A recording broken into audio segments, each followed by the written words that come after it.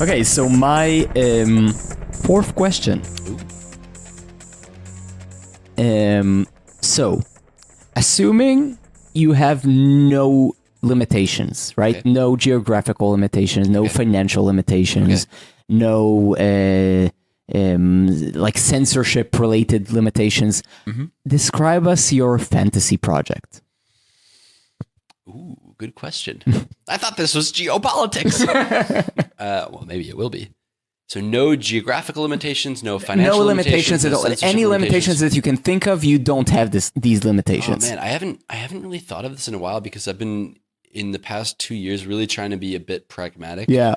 Because I have to be in Switzerland. I mean, really quite good situation in many ways, but also you have to be very, very pragmatic and Of course, but we're artists. We have to fantasize. Okay.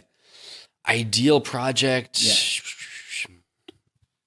I mean, it's nothing like crazily like out of the scale of your imagination, but the format that I can imagine doing had I very little limitations would be something like audience immersive in like a really big space, off space with good floors. That's very important. Good floors. Good floors. Okay. Where you can do things like use food, get really messy, get super close to people, a bit provoke people. And of course, have your technical resources, video projection, and instrument production. I mean, it's kind of like my overarching artistic project is to how to unify this a bit and make it doable on the small scale. For the people who have no idea, I had been very interested in using food in pieces for a while. I did a meat piece. Yeah. And other smaller things, throwing spinach around in the audience or squirting people with some mist from a squirt bottle, not directly in the face, but a bit from close. And I'm very interested in this idea of proximity.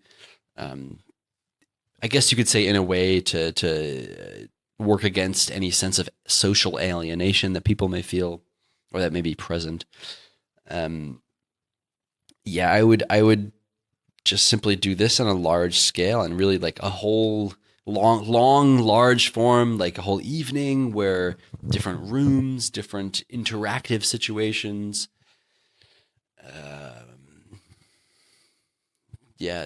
Throw some spaghetti at some people, see what happens. I mean, it sounds so dumb to say, but for me, this like the materiality of food is so like, it's like squishy and you smell it and you feel it. I mean, we have opened a restaurant together.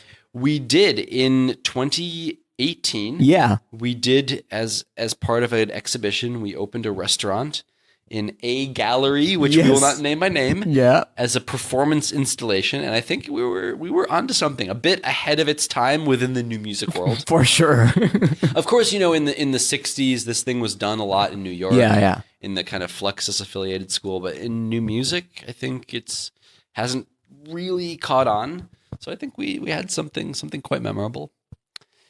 But yeah, I like these kind of, if I may use this term, auratic, related to this idea of the aura. That there's like so much sensory information that it becomes quite powerful, quite affective.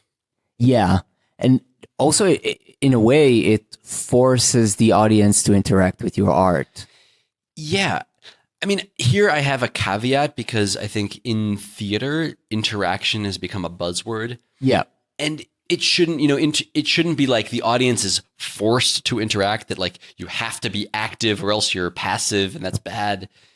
I think it's also very, very okay to be like a bit passive and things, but to create these situations where people have to make choices.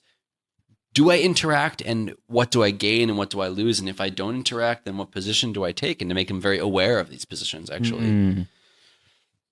Which is related to the media situation of society. Okay. Ideal project would be just a very large scale version of this, which is in the genre of performance or music theater, music performance, music theater. Yeah, I mean, I feel like I've succeeded in creating a mindset where I'm living project to project and not trying to think about the future, because I don't think it's so productive for me at the moment. But I think this would be my answer. Cool. Yeah. So let's drink to social de-alienation. Social de-alienation. Cheers. Yeah, I mean, if I may go on a bit on a tangent here, that I did a bit of research about this when I was writing my master thesis, and I got really interested in the relational aesthetic, what I was talking about from Nicolas Bourriot, which is this French theory from the field of visual arts, where he was trying to describe a lot of these kind of performative, installative, socially focused artworks. And I think there's some quite good theories that talks about exactly this. He mentions, for example, the information superhighways, of a bit of like this idea of reified communication, or like so standardized or so hardened that it becomes like unquestioned.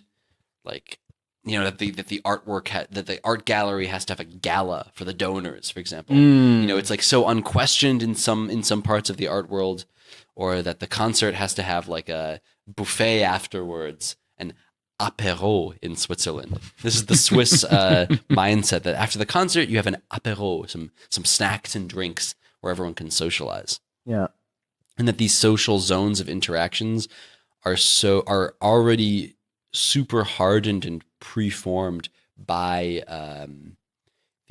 for example, the flow of capital behind the artistic creation, or the kind of the need to be a career artist, things like this that he talks about. Which is insane when you think about it, because like it puts them in like the superposition of being like natural, like of course using brackets, and unnatural at the same time, because they're manufactured by the social situation, but at the same time, like people are so used to this that it becomes like a second nature for concert goers.